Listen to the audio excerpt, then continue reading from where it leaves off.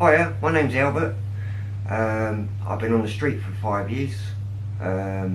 Before I was on the street, I was married to a beautiful woman, and I had a lovely little daughter who was 6, who I lost on Christmas Eve in a car crash. I lost my wife and daughter. Coming up 5 years now. I was in hospital for 18 months. By the time I come out, my house has been repossessed, my car is gone, I lost my job, lost all my ID, and I ended up on the street. And I ended up losing myself. And as you can see, I've ended up not being able to shave. I've not been able to do a lot really. It's horrible, scary sleeping on the street at night. And you know, some people can be pretty mean. I've had people walk past me, kick me, spit on me, because of the way I look, and because I'm on the street. I was first on the street in Norfolk, and I could get him like beaten up and robbed. So I used to be scared every night going to sleep. I used to sleep in like bin sheds, and people would come out in the morning, see me in their bin shed, and tell me, like, swear at me and tell me to get out of their bin shed. And all I'm doing is trying to find shelter. Since I've been in Harrow,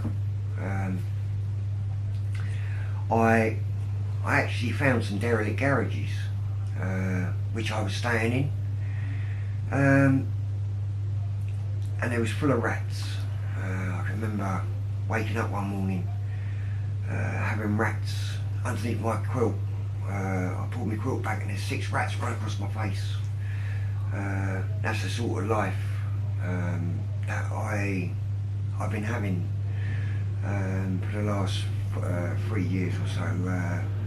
Like sleeping in bin rooms. I remember, like, me and a friend, we fell asleep in a bin room, and we got woken up by 8 guys about 1 o'clock in the morning, threatening to kick our heads in if we didn't get out of their bin rooms. And all we was trying to do was go sleep in a warm place, and it was really windy outside, and it was really heavy rain. And these guys actually punched me and threw me out, and then they wouldn't give me my duvet or my sleeping bag. They set light to it, and I ended up freezing. I managed to make myself to the bus shelter, and I ended up staying in the bus shelter for about a week. And then I got moved from there by the police because they said I was antisocial behaviour, sleeping in the bus shelter. But I had no sleeping bag or anything. And then I was saying hi at Harrow High Street with my sign, saying please help if you can. And some lady actually bought me a sleeping bag and bought me a hot meal. And it was amazing, you know, being able to be warm again at night, which, you know, a lot of people take for granted.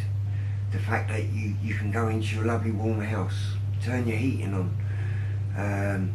you know, you ain't got to worry about where your next drink's coming from or your next meal, because you can just go in the kitchen and cook one. I don't get that privilege. I can't have a hot drink whenever I want. I can't have a hot meal. A hot meal's very, very rare. And as far as being able to make my own food, you try and make your own food on the street when you've got all dust and everything blowing around, and you know, you've just got to open a sandwich and eat it quick. You know, life is very hard on the street. A friend of mine was sat outside Tesco's in Harrow, and he got beaten up by 8 guys because they was going around beating up the homeless. It was a new game for him.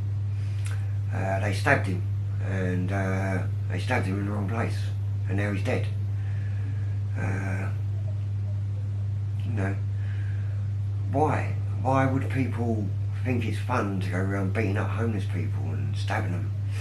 Like, I've had all my fingers broken, like you can see, like my fingers are snapped and broke because where people come along and stamped on my hands thinking it was a great night to get drunk and then go and beat up the nearest homeless man. Like, you know, it's hard enough being on the street, let alone have to be scared being on the street, you know.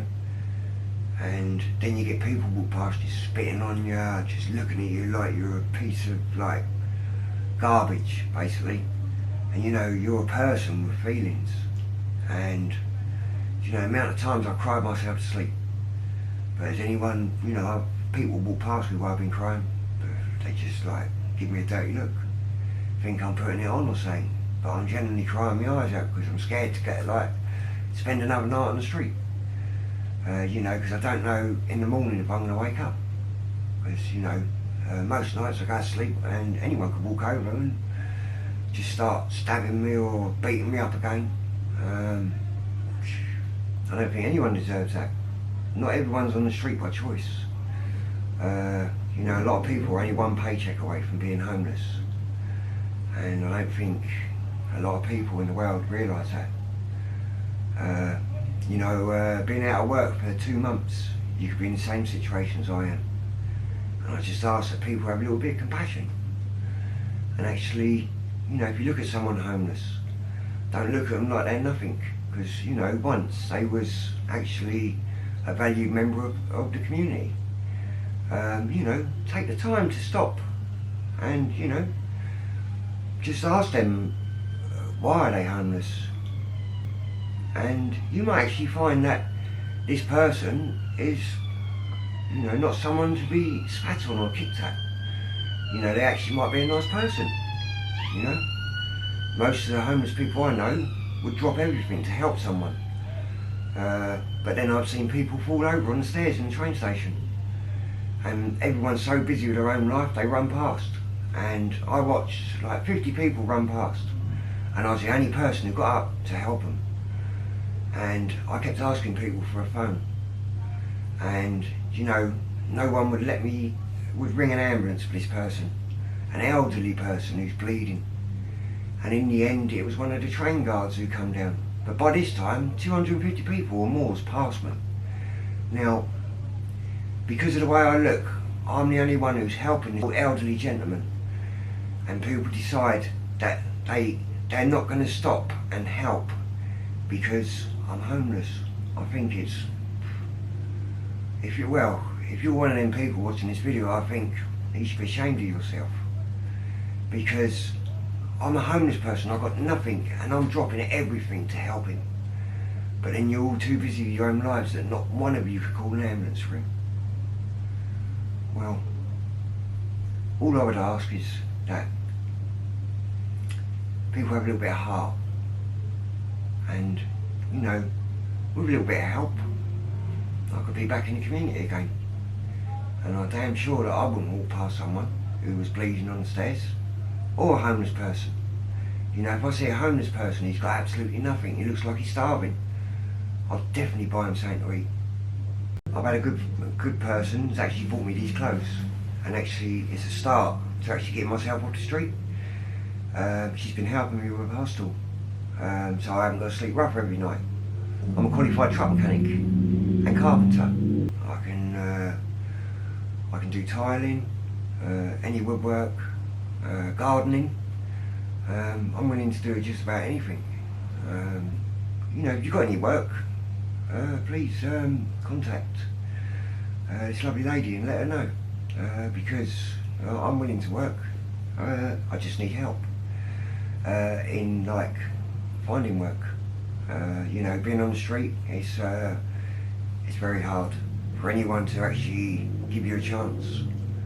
And given a chance, I think that, you know, you find that I'm a very trustworthy, reliable person. If you are in a situation to, you know, help, then, you know, please help. Yeah, I'm not a bad person. I've just had a bit of bad luck. I've lost everything, but I'm trying to regain it. So with your help. Hopefully I can. Thank you.